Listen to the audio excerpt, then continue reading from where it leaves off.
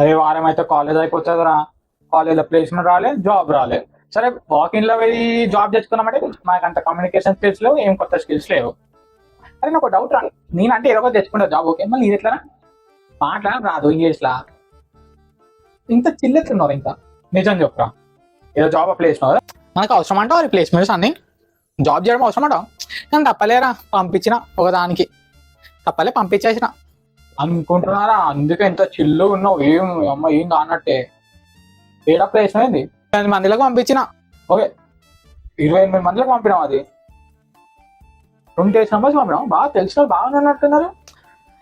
తెలుసా అన్ని మందిలో ఏముంది కానీ, మళ్ళా ఎప్పటి వరకు తెలుసు అయింది, నెక్స్ట్ మంత్ 28 వరకు తెలిసిపోతుందిరా.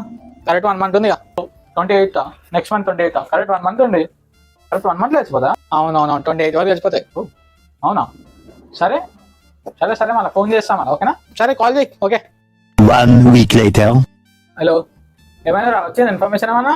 ఇంకా రాలేరా, ఇంకా 2 weeks ఉంది కదా, రాలేదా? సరే మళ్ళీ ఫోన్ చేశారు. Over 1 month later. చెప్పరా, ఈరోజే 28 వచ్చింది ఇన్ఫర్మేషన్. అదా ఇన్ఫర్మేషన్ రాలేరా ఇంకా, ఈరోజు రావాలా కన్ఫామ్ గా. ఎలా అప్లై చేసినావు ఇంత? నేనేడా అప్లై చేసినా? అదేరా ఇన్స్టాగ్రామ్లా 28 నంబర్స్కి పంపితే ఒక గుడ్ న్యూస్ వస్తుంది, మీకు జాబ్ వస్తా అంటారు చూడు, అది 28 నంబర్స్కి పంపినారా నేను, ఇంకా రాలేదు. దానిలో అప్లై చేసినా, ఇన్స్టాగ్రామ్లో అప్లై చేసినా. ఏందిరా